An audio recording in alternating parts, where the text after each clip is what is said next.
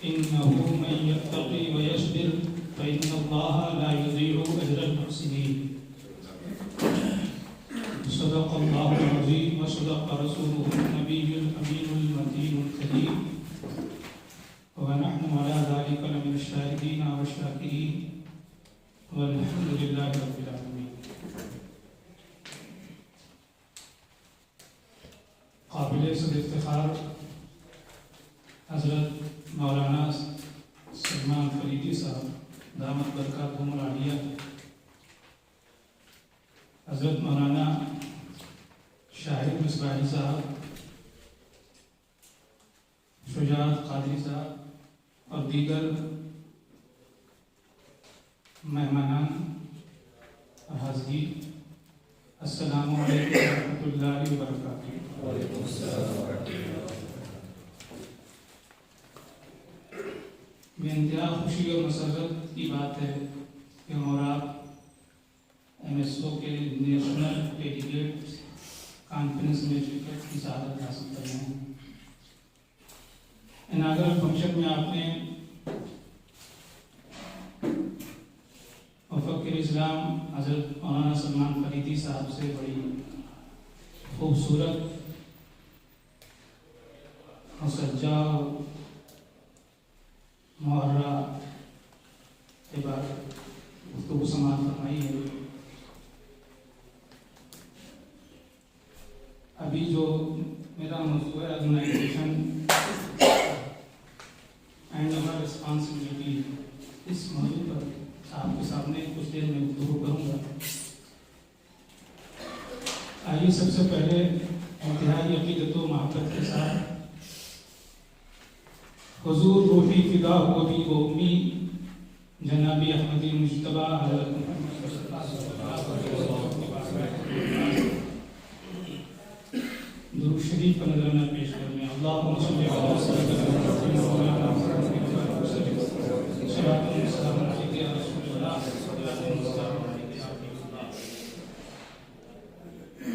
میں گفتگو کا آغاز شاعر مشرق ڈاکٹر اقبال کی شعر سے کر رہا ہوں کہ عصر نو رات ہے دھندلا سے ستارہ تو ہے، عصر نو رات ہے دھندلا سے ستارہ تو ہے، کشتی حق کا زمانے میں ستارہ تو ہے، سبق پڑھ تو صداقت کا عدالت کا شجاعت کا، سبق پڑھ صداقت کا عدالت کا شجاعت کا، لیا جائے گا تجھ سے کام دنیا کی امامت کا۔ حضرت مجھے ایک داعی دعوت دینے والا، داعی کون ہے؟ ہر مسلمان داعی ہے، دعوت دینے والا ہے۔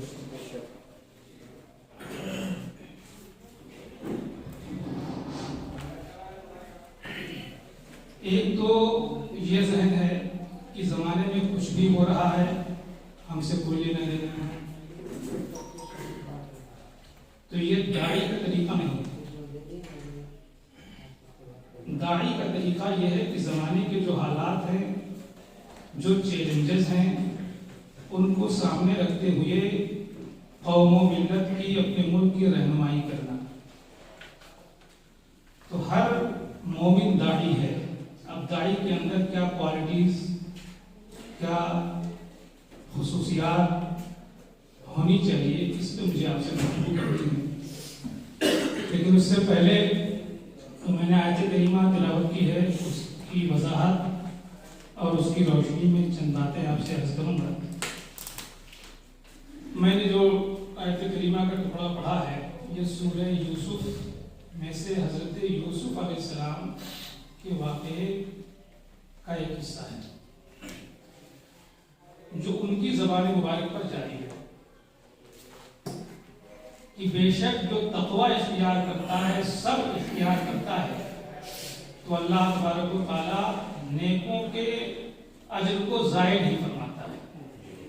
اب اس کا پس منظر ہم اور آپ بھی بڑے مسائل، چیلنجز کا سامنا کر رہے ہیں، قدم قدم پر رکاوٹیں ہیں، کانٹے بچھے ہوئے ہیں، ایسے ماحول میں ہمیں کام کرنا ہے، لیکن یہ کوئی نیا ماحول نہیں ہے۔ ہمیشہ ہر دور میں نیک کاموں کی جنہوں نے دعوت دی ہے، اچھے کاموں کی دعوت دی ہے، ان کو اس طرح کے چیلنجز کا سامنا کرنا پڑا ہے۔ حضرت یوسف علیہ السلام کا پورا واقعہ قرآن مقدس میں موجود ہے کہ انہوں نے خواب دیکھا، بھائیوں نے بیچ دیا، کنویں میں ڈال دیا، بازار مصر میں بکے، لیکن انہوں نے اپنے دامن کو کبھی گناہوں سے داغدار نہیں کیا۔ حالات کیسے ہوتے ہیں، لیکن اپنا دامن برائیوں میں ملوث نہیں ہونا چاہیے۔ انہوں نے اپنے آپ کو رضا الہی کے لیے خدا کے خوف سے بچائے رکھا، اور ایک وقت آیا کہ ان کے اوپر بہت بڑا الزام لگا، برائی کا الزام لگا۔ قرآن نے گواہی دی، اور اس کے بعد مختلف سازشوں کے تحت ان کو قید خانے میں ڈال دیا۔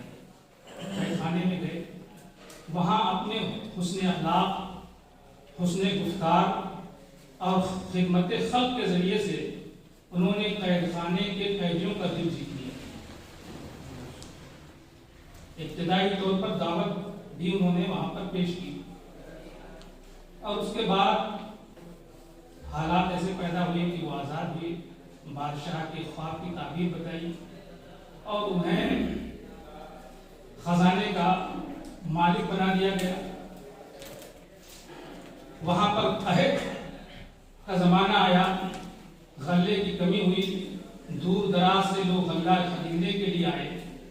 اس میں حضرت یوسف علیہ السلام کے وہ بھائی بھی آئے جنہوں نے ان کو کنویں میں ڈالا تھا، اور پھر ایک قافلے کے ہاتھ میں بیچ دیا تھا۔ وہ لوگ بھی غلہ لینے کے لیے آئے تھے۔ حضرت یوسف علیہ السلام نے انہیں پہچان لیا، اور اس کے بعد وہ نہیں پہچان سکے تھے۔ پھر مختلف تراکیب کے ذریعے سے حضرت یوسف علیہ السلام نے اپنے بھائیوں سب کو بلوایا، والد کو بلوایا، اور پھر یہ آپ نے فرمایا کہ هل علمتم ما فعلتم بيوسف واخيه اذ انتم جاهلون، کیا تم کو معلوم ہے کہ تم نے یوسف کے ساتھ کیا کیا تھا، تم لوگ اس سے ناواقف ہو؟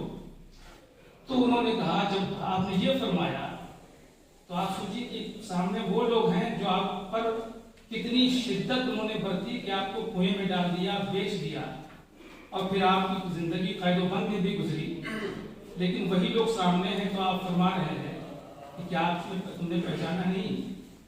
قالوا هل علمتم ما فعلتم بيوسف واخيه، تم نے یوسف اس کے بھائی کے ساتھ کیا کیا؟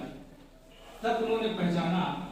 قالوا أئنك لأنت يوسف قال أنا يوسف وهذا أخي قد من الله علينا إنه من يتقي ويصبر فإن الله لا يضيع أجر المحسنين، کہ کیا تم نے پہچانا نہیں؟ تو انہوں نے کہا کہ غالباً آپ یوسف ہیں۔ تو آپ نے فرمایا ہاں میں یوسف ہوں۔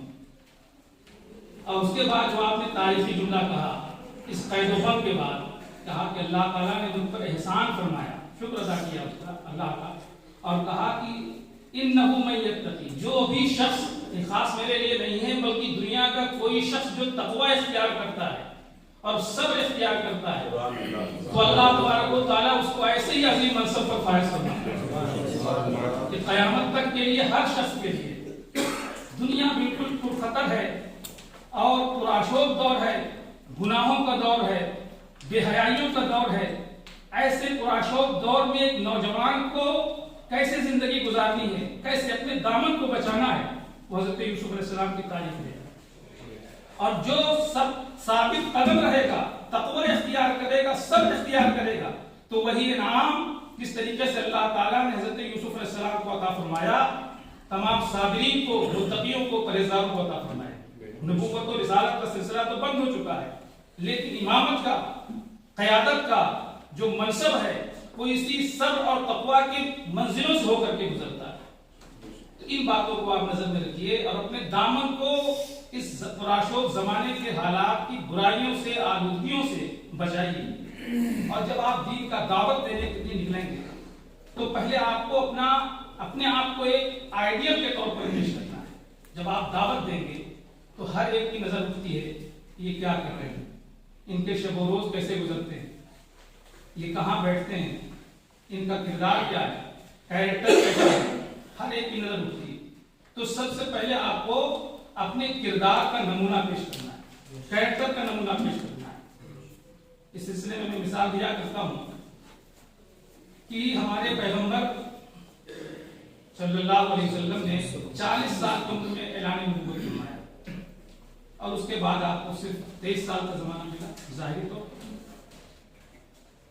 اگر اللہ تبارک و تعالیٰ چاہتا آپ کو 20 سال کی عمر میں اعلان نبوت کرنے کا حکم دے دیتا تو آپ کو 43 ایئر مل جاتا, زیادہ کام ہو جاتا. لیکن نہیں, خدا کی خود مرضی تھی کہ پہلے دنیا کے انسان میرے محبوب کی عملی زندگی کو, ان کے کیریکٹر کو دیکھ لیں, ان پر بھروسہ کر لیں, اعتماد حاصل ہو جائے, پھر یہ حکم دیا جائے. تو اگرچہ اس میں ایک مدت لگتی ہے, زمانے دراز لگتا ہے, 40 سال کی مدت رب کی مرضی تھی جو درکار تھی, اس کے بعد اعلان نبوت. اور یہی حال ہمیں حضرت یوسف علیہ السلام کی زندگی میں بھی اس کی مثال ملتی ہے کہ وہ اگر چاہتے تو پہلے ہی دعوت دے دیتے, لیکن نہیں, پہلے خدمت کیا ہے, آپ نے دل جیتا ہے اس نے اخلاق سے, اس نے گفتار سے, اور جب وقت اور مناسب وقت آیا ہے تب آپ نے وحدانیت کی دعوت دی. تو صبر کی ضرورت ہے, تقویٰ کی ضرورت ہے. تو ایک داعی کو کن چیزوں کا, کن اوصاف سے متصف ہونا چاہیے, تو اس میں ایک اہم چیز ہے حسن اخلاق. اخلاق کیسا ہے, آپ کا برتاؤ کیسا ہے, کیسے آپ دوسروں سے پیش آ رہے ہیں. ہم جس پیغمبر کے ماننے والے ہیں انہوں نے ہم کو سب سے زیادہ اخلاق کی تعلیم دی. ارشاد فرمایا بعثت لأتمم مکارم الاخلاق, میں اس لیے بھیجا ہی گیا ہوں تاکہ مکارم اخلاق کو, اخلاق کی خوبیوں کو مکمل کروں. تو آپ کا اخلاق بہت بلند ہونا چاہیے, بہت بلند ہونا چاہیے. کہ کسی سے آپ سے اخلاق کی بہت ساری تعریفیں کی گئی ہیں, اس میں تعریف یہ بھی ہے کہ اخلاق بہتر وہ ہے کہ اس سے مخلوق بھی راضی ہو اور اللہ تعالیٰ بھی راضی ہو. All creatures and creator both are happy, دونوں کو خوش ہونا چاہیے. اب آپ کو یہ حساب کرنا ہے کہ ہمارے کس عمل سے دوسرا خوش ہو رہا ہے, کس سے تکلیف ہو رہی ہے, یہ آپ کو ڈیسائیڈ کرنا ہے. جب تک اپنے آپ کو آپ نمونہ نہیں بنائیں گے, آئیڈیل اپنے آپ کو نہیں بنائیں گے, اس وقت تک آپ کی دعوت کا علامت نہیں ہو سکتی. تو پہلا پوائنٹ کہ حسن اخلاق, آپ کا اخلاق جو ہے, آپ کی مورل کوالٹیز آپ کی اعلیٰ سے اعلیٰ ہونی چاہیے. ایسی کہ لوگ پورے معاشرے میں, پورے سماج میں, جس محلے میں آپ رہ رہے ہیں, وہاں لوگ مثال دیں آپ کی کہ فلاں کا اخلاق بہت بلند ہے, فلاں کا کردار بہت بلند ہے, کیریکٹر بہت بلند ہے. اس مقام پہ آپ کو فائز کرنا ہے. دوسری چیز ہے نرمی کا مظاہرہ. اور شدت کے ساتھ ہمیں نہیں کوئی دعوت دینی ہے, اور کوئی بھی آدمی کیسا بھی ہو. اس سلسلے میں قرآن شریف کی روایت ہے کہ اللہ تعالیٰ نے حضرت موسیٰ علیہ السلام کو حکم دیا کہ فرعون کے پاس جاؤ, وَقُولَا لَهُ قَوْلًا لَيِّنًا لَعَلَّهُ. اے موسیٰ اور ہارون, کیونکہ اس ساتھ وہ بھی خدمت کے لیے معمول کیے گئے تھے, دعوت کے لیے, کہا کہ تم لوگ فرعون کے پاس جاؤ. سوچیے کس کے پاس بھیجا جا رہا ہے, فرعون کے پاس, جو وقت کا بہت بڑا دشمن ہے, جو اللہ کے نبی کا, پیغمبر کا دشمن ہے, مذہب حق کا وہ دشمن ہے, لیکن اس کے پاس بھیجا جا رہا ہے. اور یہ بھی کہا جا رہا ہے کہ نرم بات کرنا, یعنی دشمن کیسا ہی ہو اس سے آپ کو نرمی سے, محبت سے بات کرنی ہے. یہ دعوت کا بہت اہم جو ہے وہ پوائنٹ ہے. اس سے یہ بھی پتا چل جاتا ہے یہ نہیں کہ کوئی ہمارے راستے پہ نہیں ہے تو ہم اس کو دعوت نہیں دے سکتے ہیں, ہمارے مسلک کا نہیں ہے تو ہم دعوت نہیں دے سکتے ہیں, ہمارے ریلیجن کا نہیں ہے تو ہم دعوت نہیں دے سکتے ہیں. اچھی باتوں کی تعلیم سب تک پہنچنی چاہیے. کہ دین مذہب جو پیدا کیا ہے اللہ تعالیٰ نے, وہ سب کا رب ہے, رب العالمین ہے, سارے عالم کا رب ہے. کسی ایک مذہب کا, کسی ایک فرقے کا, کسی ایک ریلیجن کا وہ رب نہیں, سب کا رب ہے. ایسی ہمارے پیغمبر جو سراپا رحمت بن کر کے تشریف لائے, وہ صرف مسلمانوں کے لیے نہیں बल्कि रहमतुल लिल आलमीन, सारे आलम के लिए रहमत। नबी का पैगाम रहमत सारे इंसानों के लिए, दुनिया के हर मखलूक के लिए, जिस धर्म के भी मानने वाले हों, जिस मजहब के मानने वाले हों। हमारे पैगंबर ने ये तालीम दी कि सबको मोहब्बत का पैगाम, इस्लाम मोहब्बत की तालीम देता है, इस्लाम उखुवत की तालीम देता है, इस्लाम वफादारी की तालीम देता है। मेरे आका ने उससे आला से आला नमूना पेश किया, तो ये नरमी से पेश किया जाए। तीसरी चीज खिदमत खल्क, मखलूक की खिदमत की जाए, सबकी खिदमत की जाए। आप अगर यूनिवर्सिटी में पढ़ रहे हैं तो अपने क्लासमेट्स की, अपने जूनियर्स की, आप उनके कुछ काम आते रहिए। जब आप काम करते रहेंगे तो उनको आप कोई दावत, किसी अच्छे काम की तरफ बुलाएंगे तो मानेंगे कि नहीं मानेंगे? जब आप उनके काम आएंगे तो आपकी बात मानेंगे। बुजुर्गों ने जो इस्लाम को फैलाया है वो हमेशा मोहब्बत के जरिए से और खिदमत के जरिए से फैलाया है। एक वाकया मुझे याद आता है, हज़रत ख्वाजा गरीब नवाज ख्वाजा मुइनुद्दीन चिश्ती मीर रहमतुल्लाह तआला अलैह, इनके एक शख्स इनका मुरीद बना, तो आपने उसको एक काम पे मामूर फरमाया।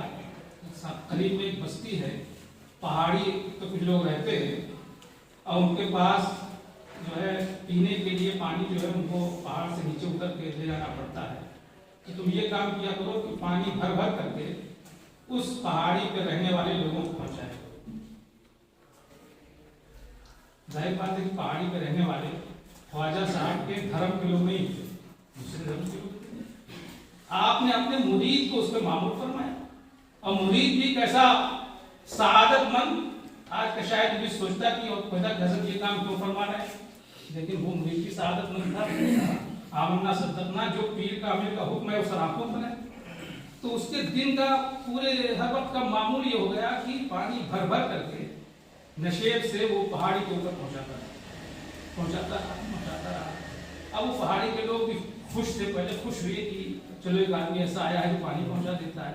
लेकिन जब वो आदमी पानी पहुंचाता रहा तो कुछ दिनों के बाद उनके दिल में एक तजस्सुस पैदा हुआ कि आखिर इस आदमी का फायदा क्या है, ये क्यों इतनी बड़ी खिदमत अंजाम देता है। हम लोग पानी लाने में खुद परेशान होते थे और ये सबकी जरूरतें पूरी करता है।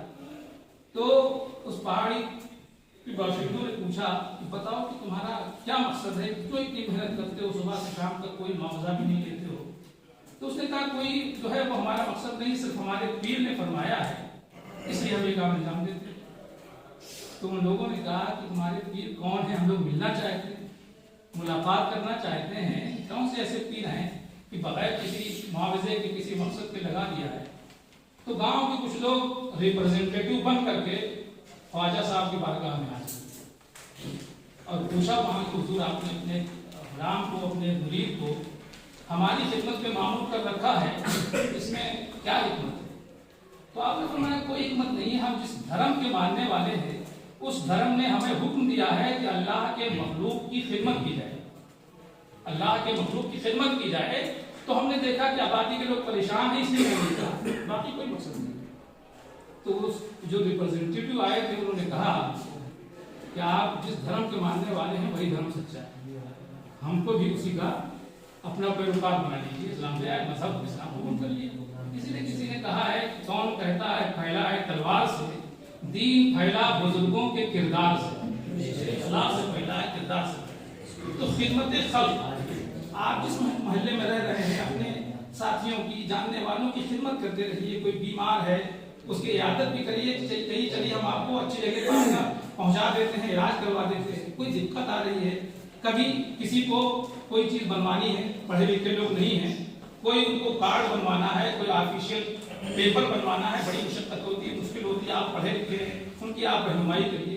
तो जब आप रहनुमाई करेंगे तो आप उनका दिल जीत लेंगे। तो ये तीसरा पॉइंट है खिदमत खल्क, यानी सबकी खिदमत।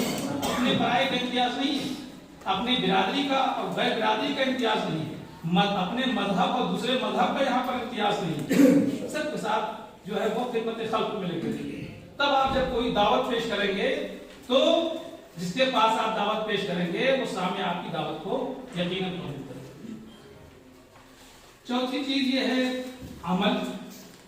کہ آپ کا خود بھی تو عمل اچھا ہونا چاہیے. آپ کہہ رہے ہیں خود نہیں کر رہے ہیں, کہہ رہے ہیں خود عمل نہیں کر رہے ہیں. قرآن نے بھی کہا ہے کہ یا ایھا الذین آمنوا لم تقولون ما لا تفعلون, تم وہ بات کیوں کہتے ہو جو خود عمل نہیں کرتے. خود عمل کریے, عمل کر کے دکھائیے. سرکار نے بھی پہلے عمل کر کے دکھا دیا. سچائی کا حکم تو بعد میں دیا ہے, سچ کے بارے میں قرآن کی آیتیں تو بعد میں نازل ہوئی ہیں, لیکن اہل مکہ نے آپ کو صادق کا لقب پہلے ہی دے دیا. انہیں ذاتاً مشہور تھا کہ وہ سچے ہیں, جھوٹ نہیں بولتے ہیں, کبھی جھوٹ نہیں بولتے. تو یہ ہر حکم پر, ہر اسلام کے حکم پر قرآن کے بہت سے احکام آپ جانتے ہیں. نماز فرض ہے, روزہ فرض ہے, حج فرض ہے, یہ سب چیزیں جانتے, اس کے ساتھ جانتے ہیں جھوٹ بولنا حرام ہے, دھوکہ دینا حرام ہے نا, ماں باپ کی خدمت کرنا یہ فرض ہے. ایسی بہت سی چیزیں اکثر لوگ جانتے ہیں لیکن عمل نہیں کرتے. جب آپ عمل نہیں کرتے ہیں تو آپ جب دوسرے کو دعوت دیں گے تو اس دعوت کا اثر نہیں ہوگا.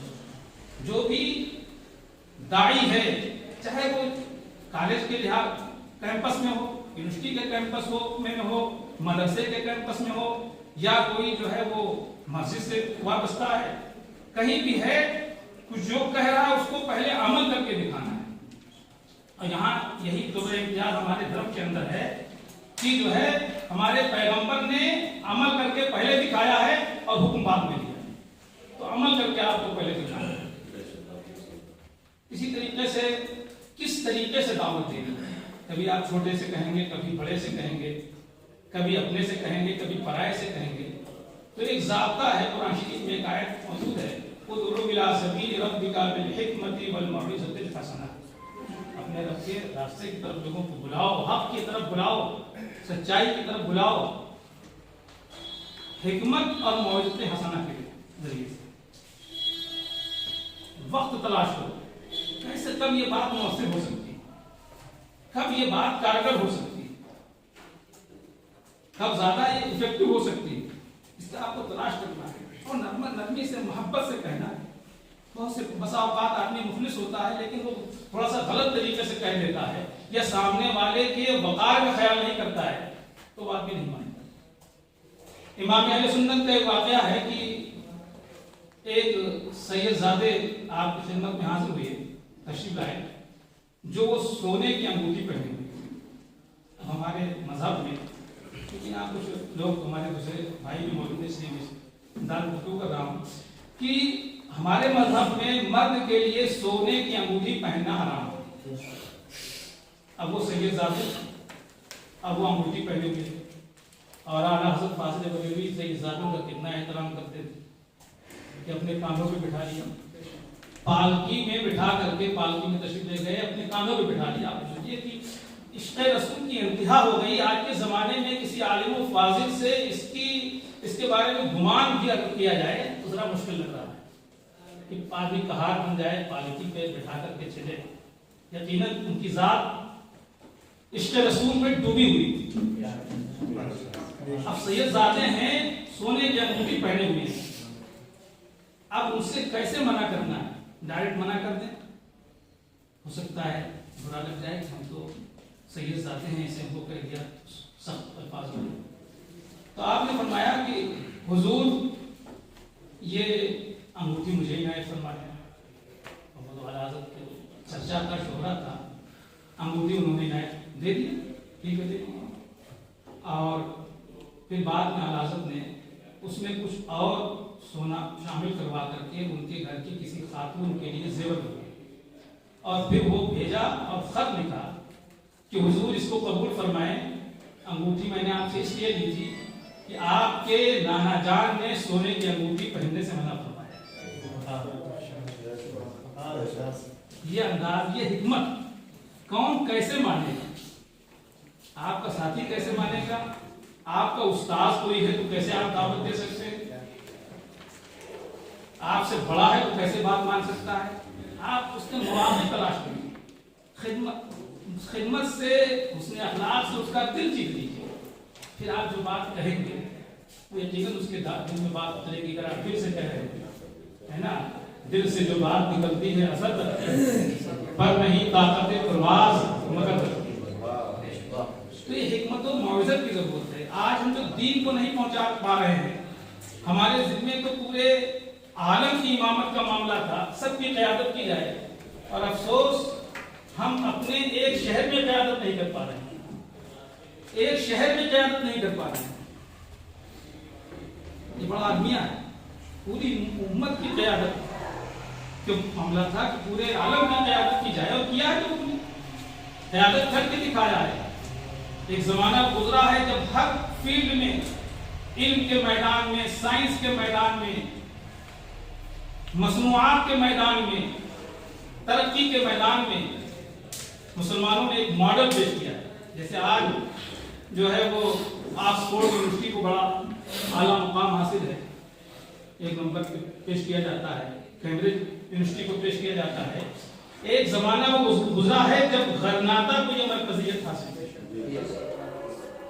عیسائی اور یہودی اسٹوڈنٹس نے عربی تعلیم حاصل کر کے وہاں جا کر کے ان سائنسی علوم کو وہاں پر حاصل کیا، جو قرآن سے ثابت ہوئے تھے، انہوں نے اس میں کام کیا تھا۔ جتنے بھی علوم ہیں، چاہے فزکس کی فیلڈ ہو، چاہے کیمسٹری کی فیلڈ ہو، چاہے بایولوجی کی فیلڈ ہو، چاہے میتھمیٹکس کی فیلڈ ہو، اگر آپ اپنی تاریخ کو اٹھا کر دیکھیں تو آپ کے اسلاف نے ہر فیلڈ میں نمایاں کام انجام دیا ہے۔ یہ بڑا افسوسناک المیہ ہے کہ ہم لوگ تو صرف چند چیزوں تک محدود رہے ہیں، ہمارے اسلاف نے ہر فیلڈ میں قیادت کا فریضہ انجام دیا ہے۔ تو آپ اپنی تاریخ کا بھی مطالعہ کیجیے۔ اگلا جو پوائنٹ ہے وہ ہے علم، وسعت مطالعہ۔ آپ اسٹڈی کریے، آپ سب سے پہلے اپنی تاریخ کو پڑھیے، غرناطہ کی تاریخ کو پڑھیے، خلافت عثمانیہ کی تاریخ کو پڑھیے، اس دور ترقی کو دیکھیے۔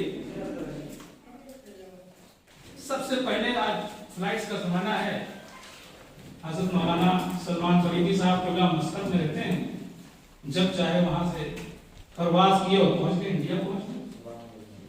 بڑا آسان گیا، یہاں سے آدمی امریکہ چلا جاتا ہے نا۔ ہم لوگوں نے بھی تنظیم کی طرف سے ایک بار میں نے کیرلا کا سفر کیا، شجاعت صاحب ساتھ میں۔ پہلی بار سفر کیا تو حضرت وہاں 48 گھنٹے میں پہنچے، اور دوسری بار سفر جب پلین سے کیا تو 3 گھنٹوں میں پہنچ گئے۔ فلائٹس کا زمانہ ہے۔ یہ سب سے پہلا جو پلین تیار کیا وہ ابو العباس نام کے بغداد کے رہنے والے شخص نے تیار کیا۔ آپ کیا نام؟ جی ماشاء اللہ۔ تاریخ کے مطالعے کی ضرورت ہے، ہم احساس کمتری میں مبتلا ہوتے ہیں۔ میتھمیٹکس میں آپ یہ جانتے ہیں کہ میتھمیٹکس میں اگر زیرو نہ ہوتا تو اس کی میتھمیٹکس میں کیا رہتا تھا؟ کچھ رہتا 1 2 3 4 5 6 7 8 9، اس کے بعد کچھ نہیں، اس کے بعد کچھ نہیں، اگر زیرو نہ ہوتا۔ یہ زیرو کی ایجاد ایک مسلمان نے کی۔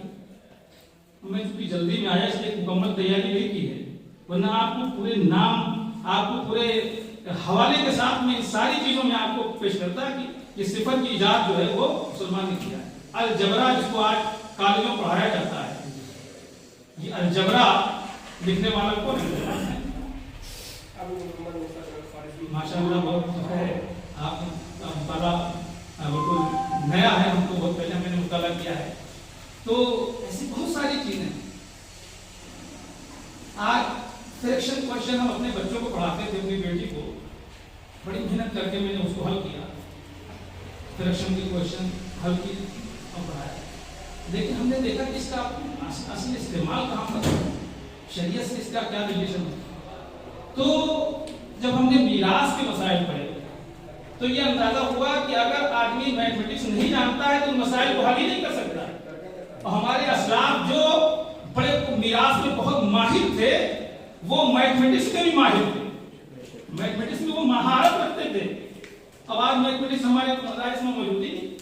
اعلیٰ حضرت فاضل بریلوی علیہ رحمت و رضوان، بڑا مشہور واقعہ ہے کہ ڈاکٹر ذاکر حسین جو علی گڑھ یونیورسٹی کے وائس چانسلر بھی رہے، پہلے وہ میتھمیٹکس کے استاد تھے، اور بڑا اپنے آپ کو وہ میتھ میں بہت اپنے آپ کو سمجھتے تھے کہ میں ہندوستان میں سب سے زیادہ قابل ہوں۔ اپنے آپ کو کسی جو ہے وہ کسی کو اپنے برابر کسی کو نہیں مانتے، ہے نا۔ تو ان کو ایک بڑا مشکل معاملہ پیش تھا. ایک مسئلہ ایسا آیا کہ انہیں سمجھ میں نہیں آ رہا تھا. اس وقت اعلیٰ حضرت کے شاگرد اور خلیفہ حضرت مولانا سلیمان اشرف صاحب وہاں پر استاد تھے، شعبہ عربی میں استاد تھے. انہوں نے مشورہ دیا کہ دہلی کا سفر کر لیجیے، قریب ہے. تو انہوں نے کوئی اہمیت نہیں دی، ہے نا. اتنا بڑا میں یونیورسٹی کا استاد ہوں، میں اتنا جانتا ہوں، میرے برابر کوئی نہیں ہوں، میں مولوی سے پوچھنے کیا جاؤں، نظر انداز کر دیا. پھر کچھ اس مسئلے کو حل کرنے کے لیے جرمنی کا سفر کرنے والے، سوچیے کتنا بڑا معاملہ تھا. اور اس کے بعد جو ہے کچھ دن گزر گئے. پھر دوبارہ جب انہوں نے ارادہ ظاہر کیا جرمنی جانے کا، تو پھر وہاں سلیمان اشرف صاحب نے کہا کہ بریلی قریب ہے، آپ چلیے ایک بار ملاقات ہی کر لیجیے. تو وہ مولانا سلیمان اشرف صاحب کے ساتھ ڈاکٹر ذاکر حسین گئے، شریف پہنچے. تو اعلیٰ حضرت اس وقت جو ہے نماز عصر کے لیے اپنے گھر سے نکل چکے تھے. تو ملاقات ہوئی، پوچھا بتائیے کیا معاملہ ہے. کہا کہ اطمینان سے بتائیں گے. کہا نہیں آپ مسئلہ بتا دیجیے کیا بات ہے. تو انہوں نے اپنی بتایا مسئلہ، میں جس کا بہت مشکل معاملہ تھا وہ پیش کیا انہوں نے. تو اعلیٰ حضرت نے لکڑی اٹھائی چلتے ہوئے اور کچھ نشانات بنائے اور 2 منٹ میں ان کا مسئلہ حل کر دیا. تو اس وقت انہوں نے کہا تھا کہ میں سنا کرتا تھا علم لدنی کوئی چیز ہے، میں نے آج اپنی آنکھوں سے دیکھا علم لدنی. تو جتنا زیادہ علم میں گہرائی ہوگی، کثرت مطالعہ ہوگا، آپ اتنا ہی زیادہ دوسرے کو اعلیٰ طریقے سے تعلیم یافتہ طبقے کو آپ دعوت دے سکتے ہیں، اپنی باتوں کو آپ سمجھا سکتے ہیں. تو یہ تو میتھمیٹکس کا معاملہ ہو گیا. اسی طریقے سے ایک فزکس کی بات بتاؤں. غالباً 16 دسمبر سن 1819 میں پروفیسر البرٹ نے یہ دعویٰ کیا تھا فزکس کی روشنی میں کہ زمانے میں ایک ایسا قیامت کی طریقے سے پورا ایسا بھوچال آئے گا، زلزلہ آئے گا ایسا کہ آدھی دنیا تباہ ہو جائے گی. آدھی دنیا تباہ ہو جائے گی. جیسے ابھی 8-10 سال پہلے ایک بار اس طرح سے ایسی بات مشہور ہوئی تھی، لوگ بڑے گھبرائے ہوئے تھے، ہے نا. تو اس طرح کے منظر پوری دنیا کو اس نے کہا تھا کہ آدھی دنیا تباہ ہو جائے گی، لوگ پریشان. اعلیٰ حضرت نے اسی علم قرآن کی روشنی میں وہ علم فزکس جو آپ نے علم قرآن سے حاصل کیا تھا، کہیں اور سے نہیں حاصل کیا تھا. قرآن کے اندر 70,000 علوم موجود ہیں. تاریخ پڑھیے، 70,000 علوم موجود ہیں. تو آپ نے اسی علم کی روشنی میں، فزکس کی روشنی میں، آپ نے فزکس کے تمام جو دلائل تھے اس کی روشنی میں آپ نے چیلنج کیا کہ اس تاریخ میں کوئی ایسا زلزلہ نہیں آئے گا. اب دنیا پوری منتظر کہ وہ دن آنے والا ہے، فیصلہ ہو جائے گا کون سچا ہے کون جھوٹا. پوری دنیا کی نگاہیں جمی ہوئی تھی، لیکن تاریخ نے دیکھا کہ جو امام اہل سنت نے جو بات کہہ دی تھی وہ سچ ثابت ہوئی. یہ کوئی کرامت نہیں، علم قرآن کے فیض سے یہ معلوم ہوا. تو یہ کثرت مطالعہ پوری دنیا میں ان کے اگر ماننے والے ہیں تو ایسا نہیں کہ انہوں نے پیری مریدی کے ذریعے سے اپنا ہمنامہ بنایا ہے. اپنے علم کا جب انہوں نے اتنا لوہا بنوایا ہے، علمی اتنی خدمات انجام دی ہیں کہ دنیا ان کو امام ماننے پہ مجبور ہے. تو یہ کثرت مطالعہ، آپ جتنا ہے اپنے آپ کو محدود مت کریے. میں معذرت چاہتا ہوں کہ ہمارے مدارس میں مطالعے کا تو باب ہی بند کر دیا گیا. ہم بھی پڑھے مدرسے سے، مطالعے میں کوئی کتاب نہیں تھی. سچ مانیے کہ ہم اسلام کی تاریخ کو نہیں جانتے. آج انقلاب آیا ہے لوگ. چلیے ماشاءاللہ انقلاب آ رہا ہے. اصل حاضر سے حالات کو آپ کو سمجھنا ہوگا. ایک حدیث شریف ہے کہ کہ جس نے زمانے کے حالات سے جو واقف آدمی ناواقف رہا وہ ہم میں سے نہیں. سرکار نے صلی اللہ علیہ وسلم فرمایا جو اپنے زمانے کے حالات سے ناواقف ہے وہ ہم میں سے نہیں. اس حدیث شریف کی روشنی میں یہ صاف واضح ہو جاتا ہے کہ ایک مبلغ کو، ایک داعی کو اور ایک عالم کو اپنے زمانے کے حالات سے واقف ہونا چاہیے. ضروری. تو آپ کیسے جانیں گے جب آپ بالکل آنکھیں بند کر لیں گے. اب بھی ایسے ایسے لوگ ملیں گے ہمارے علماء کی سب میں کہ وہ جو ہے کوئی اخبار تک نہیں پڑھتے. ایک مولانا صاحب محمد آدمی تھے، الہ آباد کا واقعہ ہے. تو ان سے کچھ وہاں سے قریب تھے، تو ایک بار پوچھنے لگے کہ یہ لکھنؤ کون سے اسٹیٹ میں ہے؟ لکھنؤ کس اسٹیٹ میں ہے کہ الہ آباد بیٹھ کے ہم سے پوچھ رہے ہیں؟ اب سوچیے کہ اگر آدمی اتنا نادان ہوگا تو دنیا اس کی بات کیسے سننے والی ہے؟ تو کثرت مطالعہ ہے نا، ہر چیز بالکل حاصل ہو۔ جب آپ علم کے دلائل کی روشنی میں آپ بات کریں قرآن کی دلائل کی روشنی میں، تو جو بھی سامنے ہو چاہے وہ جس فیلڈ کا ہو، جب آپ قرآن کے علوم میں غوطہ لگائیں گے، اس میں آپ اس میں غوطہ زد ہو جائیں گے، ڈوب جائیں گے، تو علم کے وہ موتی آپ لے کر کے باہر نکلیں گے کہ اس کی چمک سے پوری دنیا کی آنکھیں خیرہ ہو جائیں گی۔ لیکن آپ اس میں غوطہ ہی نہیں لگا رہے ہیں۔ اور ہمارے دینی تعلیمات کو اپنے آپ کو بس احساس کمتری مبتلا سب سے بڑی کیوں احساس کمتری؟ آخر سوچیے کہ ہندوستان میں پہلے جب انگریز آئے ہیں، انگریزوں کے ذہنی طور پر لوگ غلام ہو گئے۔ جب انگریز آئے ہیں ہندوستان میں تو یہاں پر جو ججز ہوتے تھے، ہائی کورٹ کے ججز، یہ کون ہوتا تھا؟ اس کے لیے کون سے I S P C S کی ڈگری تھی؟ اس کے لیے عالم ہونا شرط تھا۔ عالم لوگ بنائے جاتے تھے، بڑے بڑے علماء کو جج بنایا جاتا تھا، جو سب سے بڑا منصب ہوتا تھا یہاں۔ کیوں؟ اس لیے کہ وہ مہارت رکھتے تھے، تمام مسائل پر ان کی نظر ہوتی تھی، قرآن کو انہوں نے گہرائی سے مطالعہ کیا کرتے تھے۔ تو جتنا زیادہ آپ کے علم میں گہرائی ہوگی، جتنا مطالعہ ہوگا، اتنا مؤثر طریقے سے، افیکٹو طریقے سے آپ اپنی دعوت کو پیش کر پائیں گے۔ تو ایک داعی کے لیے آپ بھی داعی ہیں۔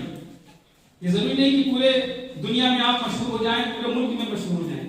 اگر ہر فرد ایک علاقے کی ذمہ داری کو سنبھال لے، اپنے علاقے میں وہ صحیح طور پر دین کا ایک نمونہ پیش کر دے، تو سمجھ لیجیے کہ بہت کامیاب ہے۔ ایک علاقے میں، ایک شہر میں جو پڑھا لکھا ہوتا ہے، آپ میں سے بہت سے ایسے لوگ ہوں گے دیہات کے رہنے والے ہیں، تو پورے 2-4-10 کلومیٹر پہ دیکھ لیجیے تو وہاں کوئی پڑھا لکھا آدمی نہیں ہے۔ اب ایک پڑھا لکھا آدمی، گریجویٹ آدمی، اگر وہ سچے اخلاق کا، کردار کا، کیریکٹر کا، سچائی کا اگر وہ علم بردار ہو، تو اس کی بات علاقے میں مانی جائے گی کہ نہیں مانی جائے گی؟ بتائیے، مانی جائے گی؟ تو آپ اس اخلاق و کردار کو اپنانا ہے، کیریکٹر کو اپنانا ہے، اپنے علم کو بڑھانا ہے۔ یہ جو طالب علم کی زندگی ہوتی ہے، یہ علم مکمل نہیں ہوتا ہے، یہ علم حاصل کرنے کا ایک کچھ اس کے اندر شعور پیدا ہوتا ہے۔ ایسے ہی عالم کا معاملہ ہے، عالم ہو گئے، فارغ ہو گئے تو آپ بہت بڑے علامہ فہامہ نہیں ہو گئے۔ کتابوں کو سمجھنے کا، علم کے کتابوں کے مطالعے کرنے کا ایک آپ کو زینہ جو ہے وہ اس پہ آپ نے قدم رکھا ہے۔ قدم آگے بڑھانا آپ کا کام ہے، قدم آگے بڑھانا آپ کا کام ہے، قدم آگے بڑھاتے جائیے۔ لَتَرْكَبُنَّ طَبَقًا عَنْ طَبَقٍ، تم زینہ بزینہ آگے بڑھتے رہو گے، آگے بڑھتے رہو گے، لیکن آگے بڑھنے کے بجائے ہم ٹھہر جاتے ہیں۔ جہاں وہ ہے بھائی پر ٹھہر گئے، بس سب کچھ ہے، ہم سب کچھ جانتے نہیں۔ علم تو وہ بحر ناپیدا کنار ہے، اس کے کنارہ آپ تلاش ہی نہیں کر سکتے، اس کا کنارہ آپ نہیں تلاش کر سکتے۔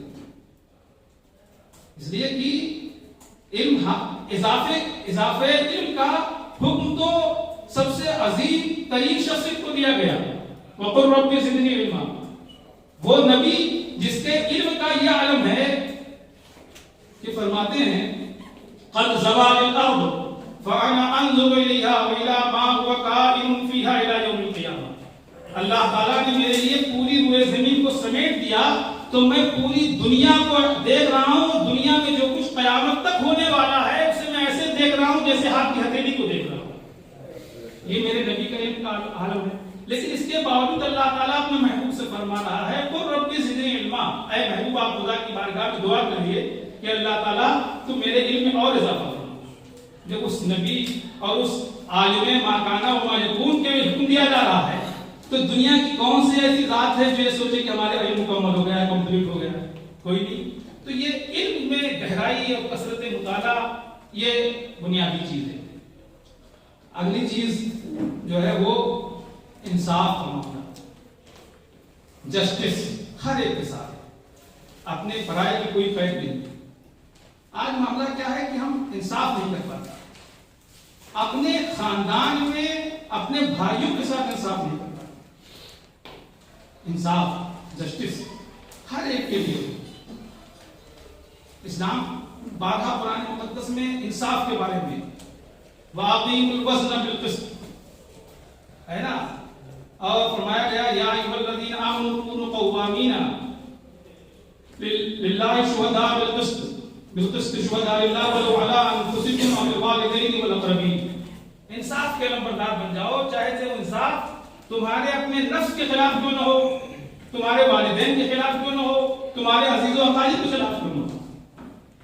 معاف کیجیے گا، ہم مسلمانوں نے انصاف کی اس دامن کو چھوڑ دیا ہے. اللہ ماشاءاللہ، انصاف کا دامن ہاتھ میں نہیں. اگر انصاف کا دامن ہمارے ہاتھوں میں ہوتا تو ہمارے یہاں اختلافات نہیں پیدا ہوتے. ہمارے وہاں دو پیمانے ہوتے ہیں. اپنے چاہنے والوں کے لیے پیمانہ الگ ہوتا ہے اور جو اپنے سے دور ہے ان کے لیے پیمانہ الگ ہوتا ہے. یہ دو پیمانے نہیں ہوں گے، ایک ہی پیمانہ ہوگا. اگر آپ کو اس کی مثال دیکھنی ہے، آؤ حضرت علی رضی اللہ تعالیٰ عنہ کی بارگاہ میں حاضر ہیں. آپ کی ایک زرہ جنگ صفین میں کھو گئی. وہ زرہ ایک یہودی کو ملی. آپ نے اس یہودی کے ہاتھ میں اپنی زرہ دیکھا تو پہچان لیا کہ میری زرہ ہے. اب آپ سوچیے خلیفہ وقت، بادشاہ وقت، تو بادشاہ لوگوں نے اپنے آپ کو کہا نہیں، بادشاہ کہلانا بھی پلس پسند نہیں کرتے. نبی کا غلام ہوتا ہے وہ اپنے آپ کو بادشاہ کہلانا پسند نہیں کرتا. حضرت علی اس منصب سے بھی آگے تھے، انہوں نے اپنی زرہ کو پہچان لیا اور دیکھا کہ یہودی کے ہاتھ میں. اب یہاں انصاف کا تقاضا کیا ہے؟ ایک تو یہ ہے ڈکٹیٹرشپ کہ میری زرہ ہے، ذرا دے ہے نا، اس کو سولی پہ چڑھا دیا جائے. خلیفہ وقت کی زرہ چیز اس نے چرا لی. لیکن نہیں، اسلام انصاف کی تعلیم دیتا ہے. آپ نے فرمایا کہ اے فلاں یہ زرہ میری ہے، تو وہ بھی یہودی تھا لیکن جاننے والا تھا. اس نے کہا کہ آپ کی زرہ ہے تو آپ کے پاس دلیل کیا ہے؟ اب دلیل تو کوئی تھی نہیں. تو قاضی وقت کے پاس مقدمہ پہنچا انصاف کے لیے. اب سوچئے قاضی وقت کے پاس مقدمہ پہنچا ہے، مدعی کون ہے؟ خلیفہ وقت. اور مدعا علیہ یہودی ہے جو اس مذہب کا بھی ماننے والا نہیں. اور آج کا زمانہ ہوتا تو دیکھتے کہ یہ بڑے حضرت کا معاملہ ہے، فوراً فیصلہ ہو جاتا معاملہ، بڑے حضرت کا معاملہ ہے. لیکن نہیں، وہاں خلیفہ وقت کا معاملہ ہے، لیکن ایسے فیصلہ نہیں ہوگا. قاضی نے کہا کہ اسلام کا حکم یہ ہے کہ البینۃ علی المدعی والیمین علی من انکر. دلیل قائم کرنا یہ مدعی کا کام ہے، اور جو انکار کرے اس کے اوپر قسم ہے. اور جو ہے وہ قسم کھانے کے لیے تیار. یہودی قسم کھانے کے لیے تیار، وہ جھوٹی قسم کھا لیتے ہیں. وہ تو یہودی تھا، مسلمان جھوٹی قسم کھا لیتے ہیں، تو قسم کھانے کے لیے تیار. تو قاضی وقت نے کہا کہ خلیفہ وقت آپ دلیل پیش کریں. تو آپ نے دلیل گواہ میں دو لوگوں کو پیش کیا. ایک اپنے بیٹے حسن کو پیش کیا اور ایک اپنے غلام قمر کو پیش کیا. گواہ بھی پیش کر دیا. لیکن قربان جاؤ اسلام کے نظام انصاف پر کہ اس قاضی نے کہا حضور بیٹے کی گواہی باپ کے فیور میں قابل قبول نہیں ہے. باپ کے خلاف تو قبول کی جا سکتی ہے، باپ کے فیور میں بیٹے کی گواہی مقبول نہیں، تو حسن کی گواہی نہیں مانی جائے گی. اور غلام کی گواہی اپنے آقا کے فیور میں قابل قبول نہیں، اس لیے آپ کے غلام قمر کی گواہی نہیں مانی جائے گی. اور کوئی گواہ ہو بتائیے. تو آپ نے فرمایا کوئی اور گواہی نہیں، کوئی اور گواہ نہیں. دو لوگ پہچانتے تھے آپ کے بیٹے حسن، اس کو پہچانتے تھے، آپ کا غلام قمر سے پہچانتا تھا، کوئی اور پہچاننے والا تو تھا نہیں، کہا گواہی نہیں. تو قاضی نے کہا، پھر وہ اسے قسم مانگی، اسے قسم کھا لی. تو قاضی نے وہ زرہ اس یہودی کے دے دیا کہ تم لے کے چلو، جاؤ تم لے. کیونکہ گواہی نہیں پیش کر سکے، خلیفہ وقت گواہی نہیں پیش کر سکے، تو اب یہ اس کے مالک تم ہو لے جاؤ، تم نے قسم کھا دیا. اب وہ یہودی اس جو ہے زرہ کو لے کر کے چلا، کچھ دور تک گیا. تو اس نے سوچا اپنے دل میں ایک ایسا مذہب ہے کہ خلیفہ وقت جو ہے وہ دعویٰ کر رہا ہے اور قاضی جو اس کے انڈر میں ہے، اس کے زیر حکومت ہے، وہ فیصلہ اس کے خلاف کر رہا ہے. یقیناً یہ مذہب سچا ہے، یقیناً یہ مذہب سچا ہے. تو یہ سوچ کر کے وہ یہودی وہاں سے واپس آ گیا کچھ دور جانے کے بعد، کہا کہ جو ہے یہ زرہ آپ ہی کی ہے، میں نے جھوٹی قسم کھائی تھی، زرہ انہیں دے دی. تو اور کہا کہ زرہ بھی دے دیا اور کہا آپ مجھے اپنے مذہب میں داخل کر دیجیے، اپنے مذہب میں داخل کر دیجیے، مسلمان ہو گیا. اب اس کے بعد جب وہ جانے لگا تو حضرت علی رضی اللہ تعالیٰ عنہ نے اپنی زرہ اس کو تحفے میں عطا کر دی، تحفے میں عطا کر دی. اب آپ سوچیے اسلام کے نظام انصاف پر غور کریے، پھر دور حاضر کے آپ حالات کو دیکھیے، دور حاضر کے حالات کو دیکھیے کہ ہمارے اندر ہمارا مزاج کیا ہو گیا ہے، یہ انصاف کہاں چلا گیا. وہ انصاف جو انصاف کا وہ جام جو ہمارے پیغمبر نے اپنے صحابہ کو پلایا تھا، وہ جام کہاں چلا گیا، ہمارے ہاتھوں سے وہ جام کیوں چھوٹ گیا. جب تک مسلمان اسلام کے نظام انصاف کو سینے سے لگائے رکھا تو اس ہندوستان کی دھرتی پر بھی دوسرے مذاہب کے لوگوں نے ان کے قدموں کو بوسا دیا، ان کے قدموں کو بوسا دیا نظام انصاف کی بنیاد پر. اس ہندوستان کی سرزمین پر ایک یہ آگرہ کی قلعے کا واقعہ ہے کہ ایک دلت کی لڑکی تھی اور ایک بڑی ذات کا آدمی سے زبردستی شادی کرنا چاہتا. اس کی ماں جو ہے فریاد کے لیے اورنگزیب کے پاس پہنچی، انہوں نے کہا ٹھیک ہے، اور وہ عین وقت پہ پہنچے، تفسیر کا موقع نہیں. وہاں بھی انہوں نے انصاف کیا. وہاں بنارس کا واقعہ بڑا مشہور ہے یہ کہ آپ نے اپنے جو گورنر تھا اس کو آپ نے ہاتھی کے پیروں میں بندوا دیا.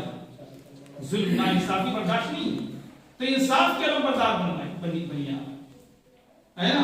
اور اس کے بعد ایک چیز ہوتی ہے، یہ آخری چیز ہے، درگزر، معاف کرنے کا جذبہ ہونا چاہیے. نہیں کہ کسی نے کچھ کہہ دیا کہ بدلہ لینا ہے، انتقام لینا ہے، اس کے اوپر فتویٰ لگا دینا ہے.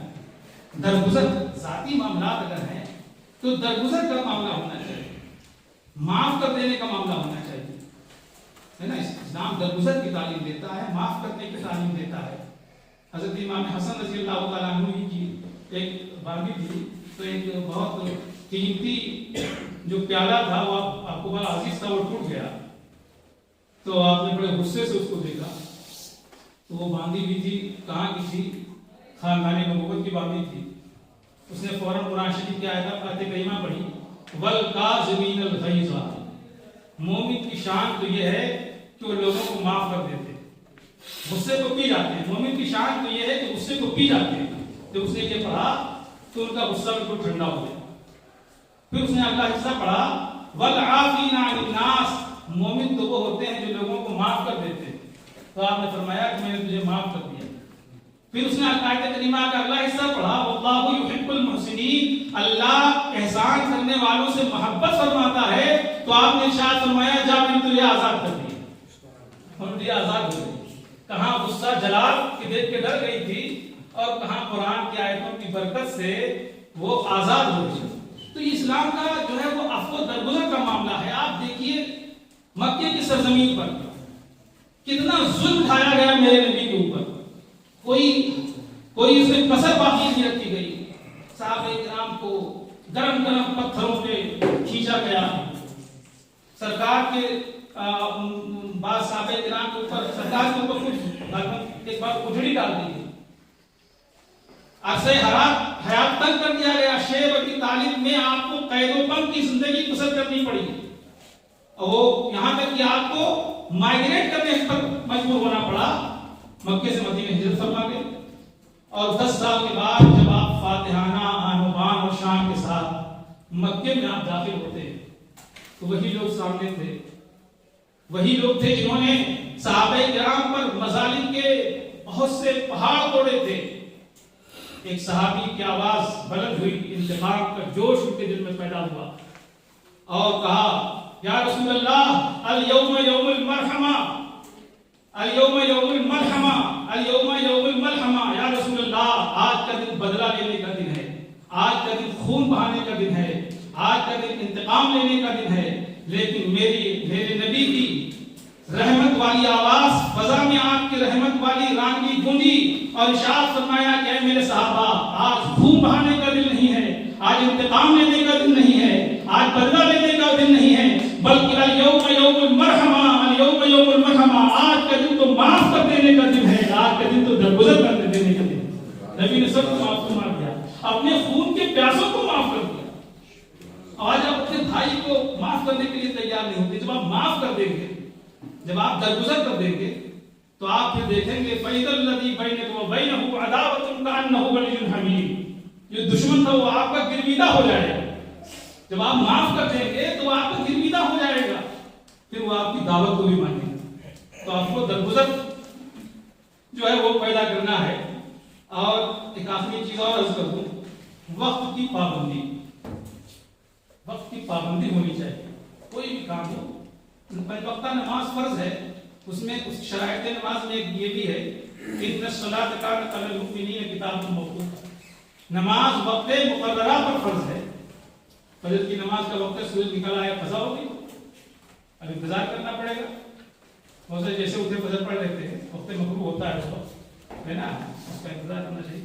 تو نماز وقت مقررہ پر فرض ہے۔ ہر ایک چیز میں اسلام کے فرائض و واجبات میں ہر حکم میں ہزاروں حکمتیں پوشیدہ ہیں، وقت مقررہ میں بہت سی حکمتیں پوشیدہ ہیں۔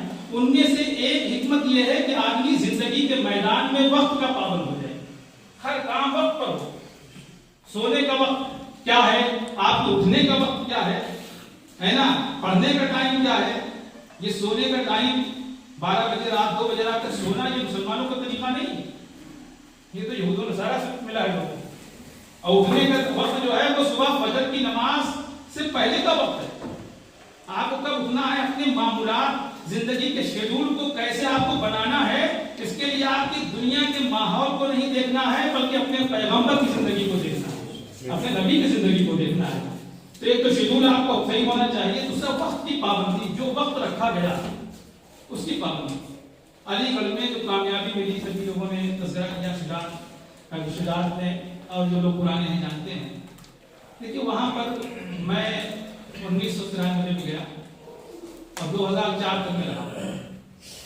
تو پہلے کیرلا کے کچھ لوگ انویسٹر سے جڑے ہوئے تھے، بہت محدود پیمانے پر پروگرام ہوتا تھا اور 10-12 لوگ رہا کرتے تھے۔ تو میں نے یہ رائے پیش کی کہ اب آپ کو اگر اس تنظیم کی دعوت کو پیش کرنا ہے، بڑھانا ہے، صحیح معنوں میں کام کرنا ہے، تو ایک مستقل پروگرام ہو، ایک جگہ متعین ہو، اور جو ہے وہ کتنی دیر پروگرام ہونا ہے یہ ہونا چاہیے۔ تو ایک مسجد کا انتخاب کیا گیا۔ پروگرام کون سا ہونا چاہیے، میں نے کہا سب سے بہتر پروگرام جو ہے وہ تفسیر قرآن کا رہے۔ ان لوگوں پوچھا کون بیان کرے گا، میں نے کہا میں جب تک علی گڑھ میں ہوں میں خود بیان کروں۔ تو سلیمان ہال میں تفسیر قرآن کا پروگرام، ایک قرآن شریف کی تلاوت، نعت پاک کے چند اشعار، 5 اشعار سے زیادہ نہیں کہ 12 بجے تک نعت بھی چلتی رہ جائے۔ بلا دیا حضرت علامہ سلمان فریدی صاحب کو خطاب کرنے کے لیے۔ اب حضرت بیٹھے بیٹھے انتظار کر رہے ہیں، اب نمبر آئے گا، اب نمبر آئے گا، اب نمبر آئے گا۔ 12 بج گئے، لوگوں کے آنے پر دھوکے لگے۔ حضرت مولانا مصطفیٰ اعظمی صاحب کا یہ واقعہ مشہور ہے، سنا دیتا ہوں ہم لوگوں کو۔ یہ وہ جگہ گئے، اب وہ اعلان ہو رہا تھا اب کوئی فلاں بلبلے ہند آ رہے ہیں نعت پڑھنے کے لیے، طوطے ہند آ رہے ہیں۔ وہ سنتے سنتے جب پریشان ہو گئے تو جبہ پہن کے بیٹھے ہوئے تھے، اٹھے اور کرسی پہ بیٹھ گئے، کہا اب گدھ آ گیا۔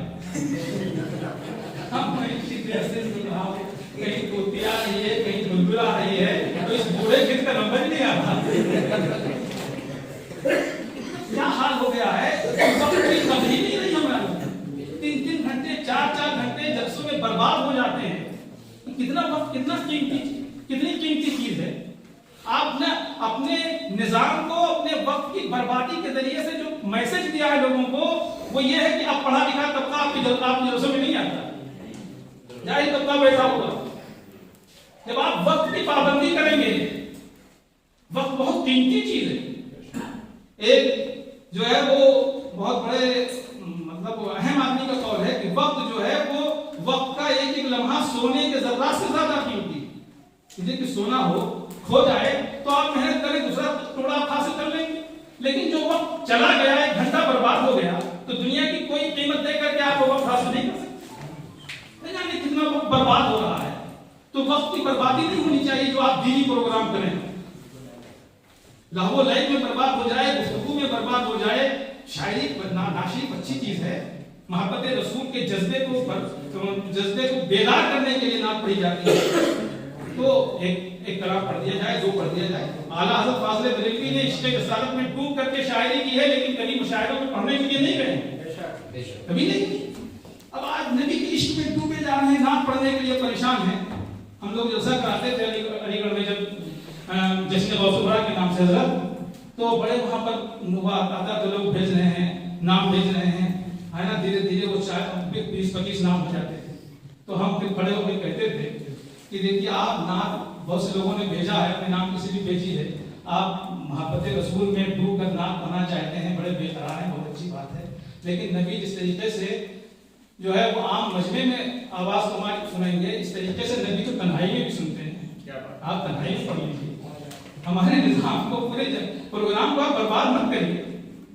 تو یہ کہ وہ بہت بے قرار ہیں پڑھنے کے لیے، بہت بے چین ہیں، بھائی تنہائی میں پڑھو، محبت رسول کا اظہار کرو اور نبی کی زندگی کے مطابق اپنی زندگی کو ڈھالو۔ خالی شاعری کر کے اور نعت پڑھ کر کے جو ہے جلسے میں آپ، اور اس کے بعد آپ جو ہے آپ کا جو عمل ہوگا وہ اسلام کے مخالف ہوگا، یہ اسلام کی خدمت نہیں کر رہے ہیں، آپ اسلام کو نقصان پہنچاتے ہیں۔ معذرت چاہتا ہوں کہ ہماری جلسوں سے، جو روایتی جلسے ہیں، اس سے ہمارا بہت بڑا نقصان ہوا ہے۔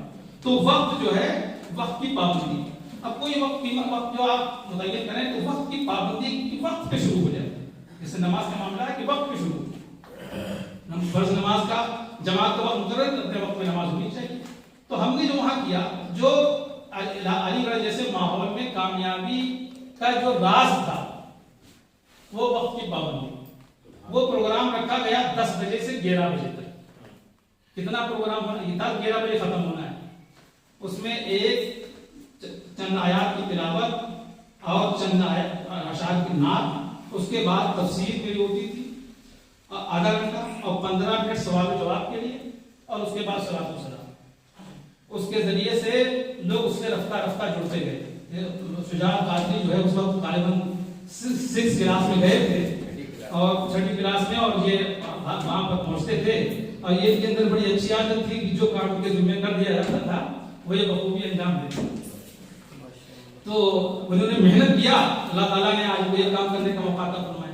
تو یہ وقت کی پابندی ہم نے مستقل 8 سال وہاں کی۔ بعد میں جب میں گیا وہاں پر تو وہاں پر وہ وقت کی پابندی نظر آئی، مجھے پروگرام کامیاب ہوا وقت کی پابندی کی وجہ سے۔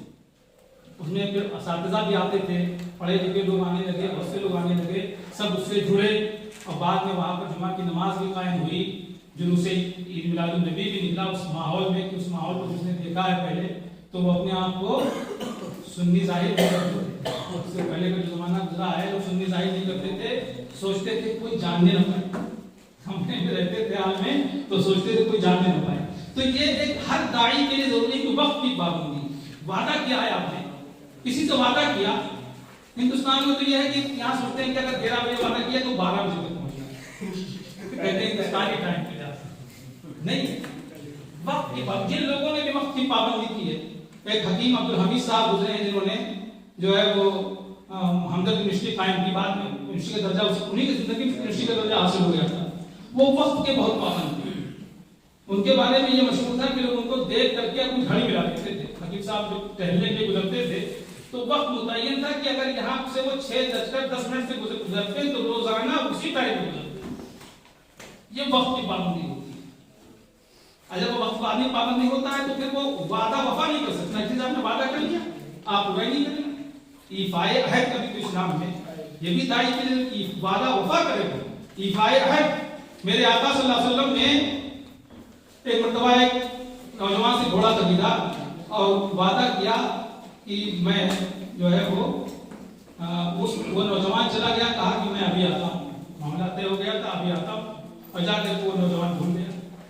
اب سرکار نے کہا کہ میں یہی ملوں گا جہاں پہ تھے، کہا یہی ملوں گا۔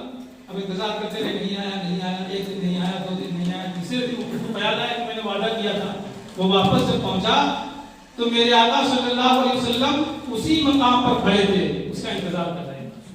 اب یہ بھی نہیں کہ بڑے غصے میں آ جائیں، کہاں چلے گئے تھے تم، کیا کیا پھر اپنے زبان میں کہہ ڈالے تھے۔ میرے آقا نے بس اتنا فرمایا کہ تم نے مجھے مشقت میں ڈالا، بس ایک منٹ۔ سوچیے کیا انداز ہے، کیا اخلاق تھا، کیا کردار تھا۔ تو تو یہ وعدے کی وقت کی پابندی. اب آخری بات میں اس کو نصیحت سمجھ لیجیے، اس لیے کہ میں ان کے لحاظ سے بھی اکثر لوگوں سے بڑا نہیں ہوں گا.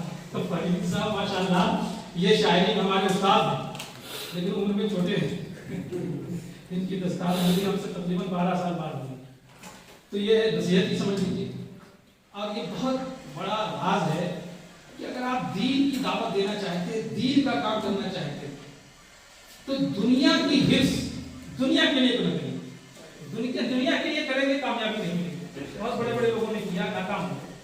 دنیا کا معاملہ آپ چھوڑ دیجیے، اپنے مزاج سے بات نکال دیجیے. اور آپ یہ یاد رکھیے کہ جب آپ اللہ کے دین کے کام میں لگ جائیں گے تو اللہ تبارک و تعالیٰ آپ کو دنیا سے محروم نہیں رکھے گا.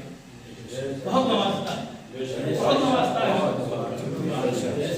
تو یہ حرص جو غالب ہوگی، ہر چیز معاملہ جو ہے سوچتا ہے کہ اس میں میرا مفاد کیا ہے، کیا ہم بینیفٹ اٹھا سکتے ہیں. ہزاروں تنظیمیں بنتی ہیں، ہزاروں ادارے قائم ہوتے ہیں، ہزاروں جلسے ہوتے ہیں، لیکن وہاں یہی حرص جو شیطان کا اتنا بڑا ہتھیار ہے کہ اس حرص سے وہ سب کو مغلوب کر دیتا ہے. سارے کاموں پہ وہ پانی پھیر دیتا ہے اس حرص کی وجہ سے. تو حرص کو اپنے آپ ایک ذریعے معاش آپ حلال جائز طریقے سے اپنا لیجیے. چاہے وہ سروس کا معاملہ ہو، حلال کا طریقہ وہاں پر ہو، جائز طریقہ ہو. بہت سے لوگ سروس کرتے ہیں حرام حلال کا کوئی فرق نہیں. لیکن جب آپ اسلام کی فکر رکھتے ہیں، اسلام کے داعی ہیں، اسلام کا شعور آپ کے پاس ہے، تو آپ جب سروس کریں اس میں بھی مکمل طور پر صداقت ہو، دیانتداری ہو. تجارت کریں وہاں بھی دیانتداری ہو. اور دین کے کام میں آپ لگے رہیں. جب آپ رب کے کام میں لگے رہیں گے تو اللہ تبارک و تعالیٰ آپ کو دنیا سے محروم نہیں فرمائے گا. حدیث پاک میں ہے من کان للہ کان اللہ لہ.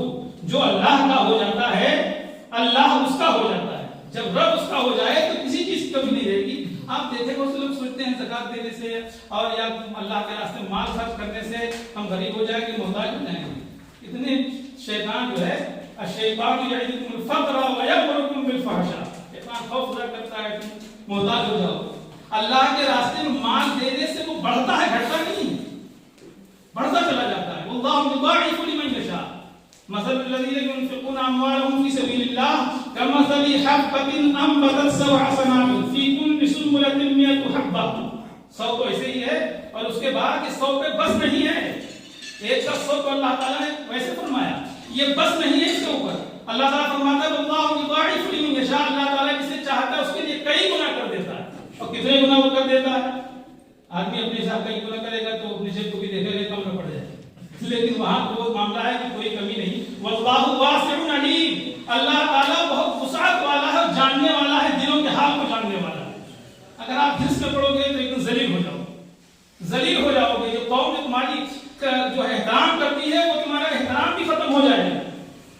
دین کا کام ہے، خدا کی رضا کے لیے ہے، تو پھر اس میں نفسانیت نہیں آنی چاہیے. حضرت علی رضی اللہ تعالیٰ عنہ کو ایک شخص نے جو ہے وہ مقابلے میں آیا، دوسرے مذہب کا تھا اور مقابلہ آرائی کا معاملہ آ گیا.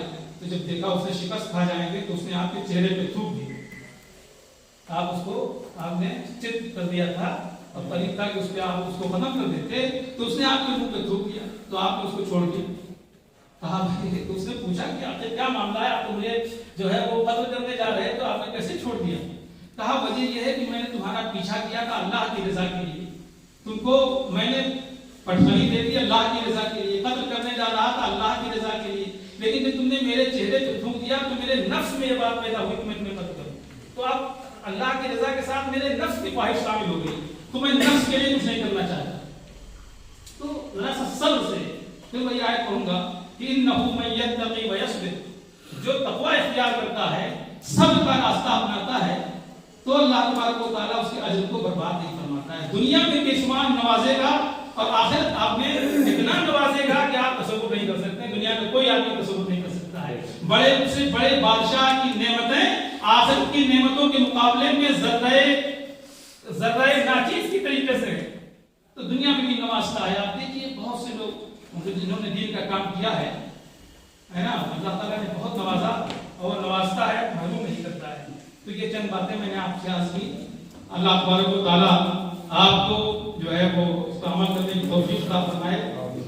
اور ہمارے یہ سلمان فریدی صاحب جو نظم ہیں شاعر تو بہت اچھے ہیں، انہوں نے حالات حاضرات بھی لکھا ہے، بہت سے مسائل آتے ہیں. ایک ویلنٹائن ڈے پہ انہوں نے نظم لکھا ہے، مجھے بڑی پسند ہے نا. ایک مومن کا کیا فکر ہونی چاہیے، جب ویلنٹائن ڈے آئے تو شجاع صاحب آپ رابطہ قائم کریے گا، میں اس کو فارورڈ کروں گا، اس کو بھیج دیجیے گا. ہر جگہ آپ کا نظریہ، ایک آپ کا نظریہ کیا ہے، ایک اسلام کے طالب علم کا، اسلام کے پیروکار کا کیا نظریہ ہونا چاہیے. میں انہی گفتگو کے ساتھ اس شعر پہ اپنی گفتگو ختم کروں گا. ڈاکٹر اقبال کا شعر ہے کہ پرواز ہے دونوں کی اسی ایک جہاں میں پرواز ہے دونوں کی اسی ایک جہاں میں، کرکس کا جہاں اور ہے شاہی کا جہاں. تو کرکس بنتے مطلب یہ شاہی بنتے رہیے. اللہ تبارک و تعالیٰ اس کو قبول فرمائے اور ہم سب کو اخلاص کے ساتھ اس کے عمل کرنے کی توفیق عطا فرمائے. السلام علیکم.